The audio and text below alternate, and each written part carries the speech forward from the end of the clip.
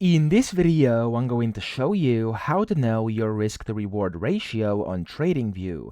Now, the easiest way to do this is simply to go to the top left over here, where you can see there's a bunch of different drawing tools, and you want to go to 1, 2, 3, 4, fifth one over here, okay? So the fifth one, if you click on this arrow button, you have a few options, and you have the long position or the short position. So you want to select whichever one you want. You can choose either of those. I'm going to click on long position, and you can just go and click anywhere you want on your chart, and of course it's going to pop up this long position. Then you can go ahead and basically adjust it however you want, and down here it's automatically going to be calculating the risk to reward ratio, as you can see over here. For me right now it's 0.92, as you can see, but of course if you change it and modify it, it's going to change according to whatever's currently happening on your chart. Okay, so that's how to do this. That's how to know your risk to reward ratio. I hope this video helped you out. If it did, please subscribe to the channel and help me out as well.